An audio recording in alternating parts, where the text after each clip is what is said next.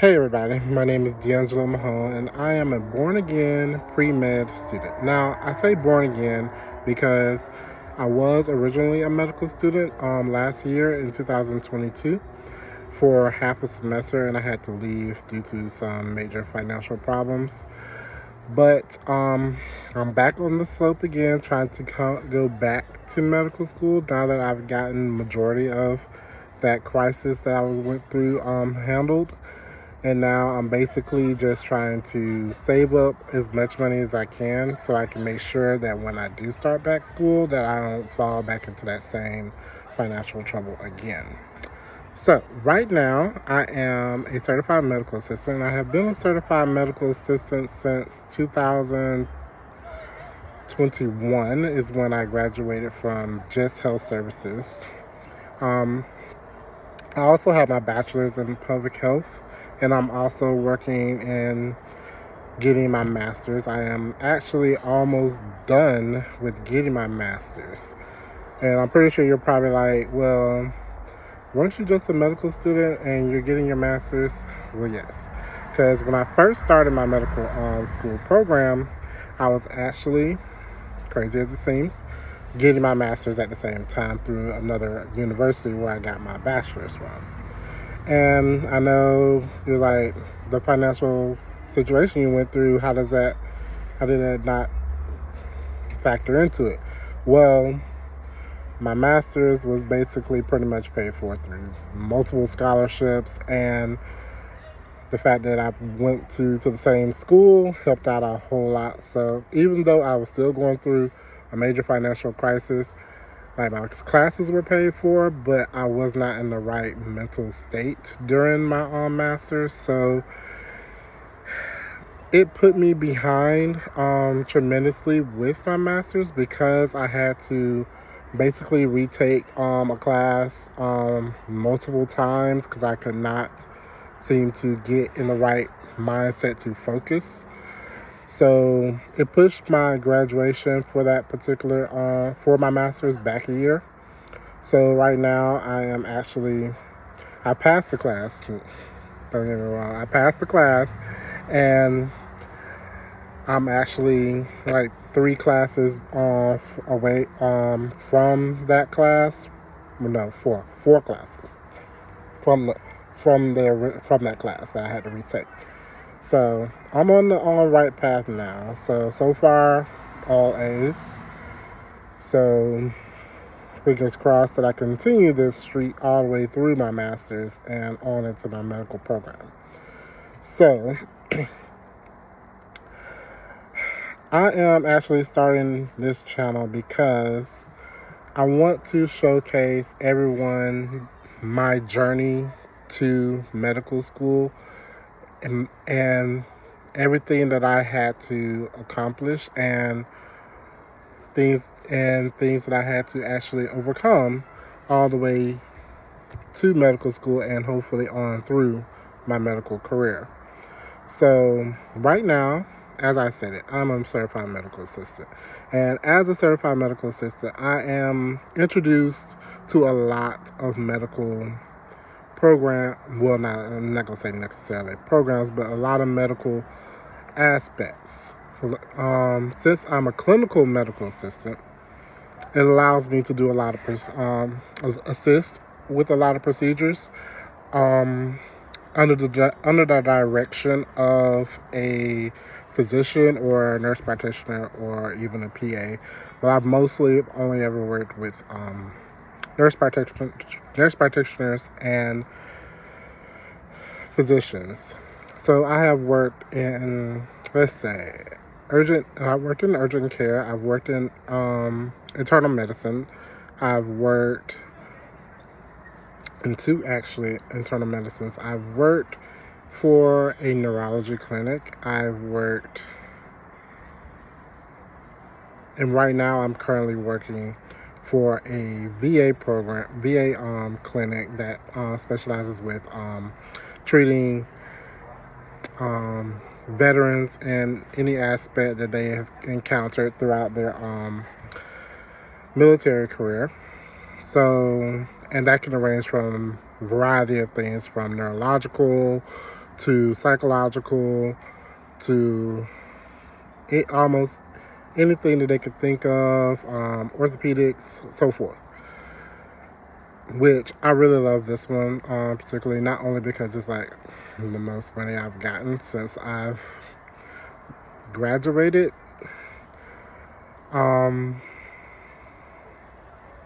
but also not only am I a certified medical assistant, specifically I am a multi-skilled medical assistant, and by that I mean I am certified in all areas that fall under the clinical medical assistant's duties. So as a clinical medical assistant, you're allowed to do almost anything inside a clinic that most nurses and the hospital settings can do. Well, RNs and LPNs that they can do inside a hospital setting. You're basically able to do it in a clinic under the approval of the provider that you're working under. So with me being a clinical medical assistant under a provider, as long as the provider knows that trust that I am capable of doing something, I'm able to do it. But with me being a multi-medical assistant, I have certifications in different areas. So I am certified in clinical medical assistance, administrative medical assistance, phlebotomy, along with lab specimen processing and EKG. So with that being said, I chose to do that specifically because I wanted to make sure that I was going to be able to do those specific things and get as much practice as I possibly could. Because even though majority of all those things fall under a clinical medical assistant's responsibilities, if you're working in a certain states will not allow you to do it, even if it does fall under your umbrella. In certain states, you actually have to have that certification. So with me having those certifications, if I choose to go to those states for every reason, like if I was to travel, I'm allowed to actually do it because I have a certification in it. And I mostly do a lot of EKGs right now. So I love doing those because I can actually I get more practice at actually looking at the EKG and being able to say, oh, this is nice. Oh, this is abnormal. And I can converse with a provider and they can educate me more on different things and different findings. Even though the machine automatically tells you any abnormalities and if it's normal or anything like that, but you still have the provider look over it because even though it's a machine, it's not 100% perfect. So, and then sometimes one of the leads could not be fully on the patient. It could not be fully touching, fully reading it correctly. So sometimes you might have to repeat it just to be sure. So, and I did a lot of phlebotomy work, working in the lab at a hospital last year before I went to medical school. And honestly, I really liked it. Working in the hospital, in the lab, provided me a lot of learning and education as humanly possible as much as they will allow me to learn. Specifically because it was a teaching hospital, so they were not they did not shy away from actually pulling me to let me learn as much as I could. Working in the lab, if we had a lot of staff members that day and we were not as busy with getting the blood and the specimens from the patients from the floor or the ED, I would spend a lot of times in the different departments inside the lab, mostly chemistry. So actually that was the first part, because once my supervisors realized how quickly I caught on to things, they they had me shadow the front desk person who mostly separated the specimens, did add-ons to different things and stuff like that. So they had me learn how to do that, and I caught on within the first couple of hours, I was basically running it by myself. So at that point, they were like, "Hey, you want to learn how to do chemistry stuff?" I jumped to it like automatically. Like, yes, I want to learn how to do chemistry. Chemistry area in the lab is, I would say, probably the most difficult. Like, all of the medical laboratory scientists and techs that were coming there to do their clinical rotations and learn all the different aspects, majority of them always told us that was the hardest one. Because it's a lot. It's a lot with chemistry. And as I was learning it and going through it with one of the techs, I was like, wow. And I thought I knew a lot before, but it was a lot. But it wasn't overwhelming. Like, it was so interesting to me that it was like, yeah, I want to keep learning more. So I learned how to do all of the chemistry send-outs and how to basically prepare most of the specimens. Not only set up for the add-ons, but actually run the add-ons through the machine and everything myself. So it was quite interesting. Then I actually spent some time in hematology and blood bank. Now, in blood bank, I really learned some stuff. Now, I didn't actually work in blood bank, but I spent some time in there to where I could actually shadow a few people, see the ins and outs of the things that they do. Basically, like cross matching the bloods to make sure that when someone comes in, that you're typing the blood to understand what type of blood type they have, and you want to double check it. So, like when I was working doing the phlebotomy stuff on the floor, and we had to draw the blood for someone who has to be cross matched, you would draw. It was the protocol is you draw two. One person draws one, and then another person draws the other. And it's to make sure that the blood that's being labeled is going to the correct patient. So we're not having anyone getting the wrong type of blood and having a reaction to anybody else's blood type if it's the wrong blood type. And it was awesome learning all those different aspects and learning how to actually perform the test. And then I think the most interesting one was when there's a trauma and you're actually you're getting all of the blood ready to be taken to the ED. Mostly, like when there's a trauma coming in, you're going to get O-neg,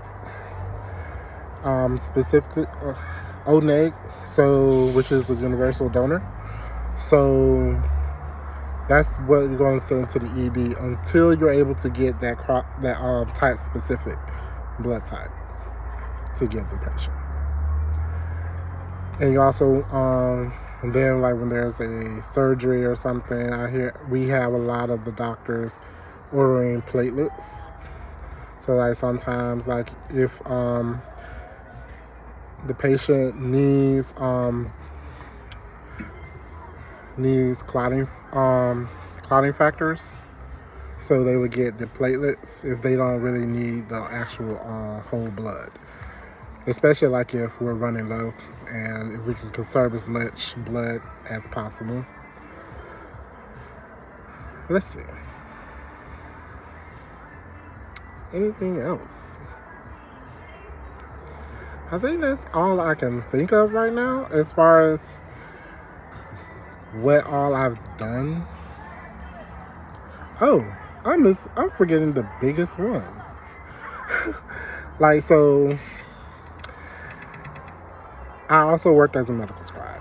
So, like, in some doctor's offices, like, medical assistants actually do some of the scribing as well. So, as a medical scribe, what a medical scribe is someone who is trained in the medical terminology, advanced medical terminology, and the documentation that is required for that is required for the patient's charting. So, generally, the medical scribe will follow the physician, or let's just say the provider, into the meeting with the patient. And you will basically document everything that you see and hear from the doctor and the patient. I specifically did this in the ED. In the emergency department. So I would follow the providers into their first, not even necessarily their first, but every time they entered the patient's room or communicated with another provider on a consultation, any labs they ordered, the physical exams, everything was, I had to document all of that. So, and to do it, you have to have a good typing speed, because you don't want to you don't want to get behind. So generally, like, I think the doctors that I mostly worked with, they would how they would do it is they would go see one patient and then go immediately see another and then see another. So it'd be like the most like 3 or 4 patients they'll see, and then they'll go back to their desk. So you have to be able to write. So most of the time, like, how I would do it was I would handwrite as much as I could. And even like I'll shorthand and use little codes or anything like that to help me, that if it's a lot, that I could just look at it and it'll jog my memory to where I know what they said during that encounter. And then I'll go back and put it into the charts, write the HPI, and do the RS. So, and then the physical exam, of course. And then everything else is like everything that the doctor pretty much tells me after that. So, like, if he has a consultation, he'll let me know, hey, at this time I spoke to this provider who is from cardiology or the hospitalist, and spoke to them about the patient's symptoms, what's going on, and what their recommendation was, and if they are going to admit the patient or discharge the patient.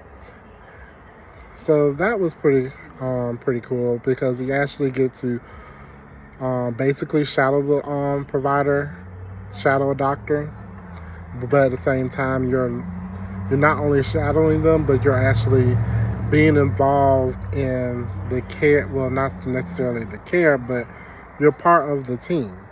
Like, what you do is very important, because while you're doing your charting and everything, it allows the doctor to actually be able to provide the best care possible to the patient without having to try to split the focus and documenting while taking care of the patient. So it was pretty awesome, especially like when you can see, when you have first-hand experience in seeing the traumas that come in, because you're right there in it. You're looking at every single thing the doctor is doing.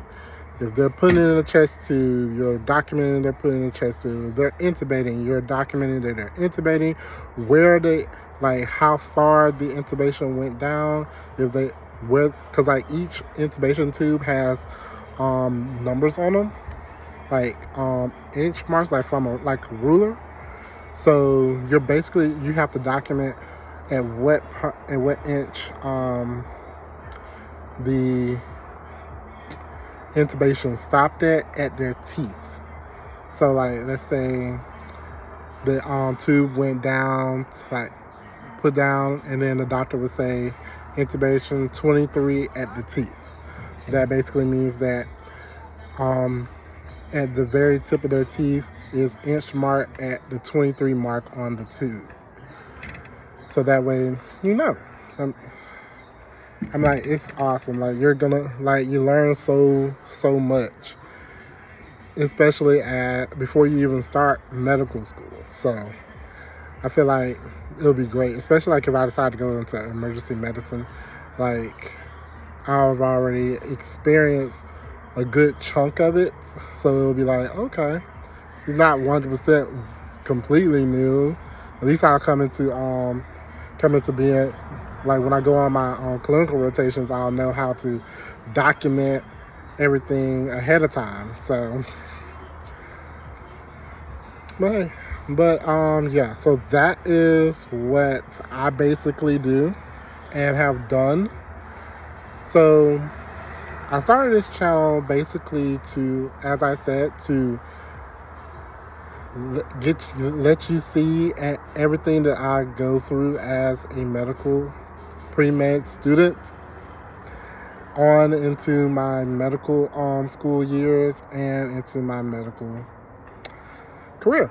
So yeah, I mean, like, if you have any questions, please ask. I do not care about any questions. Just go ahead and ask me.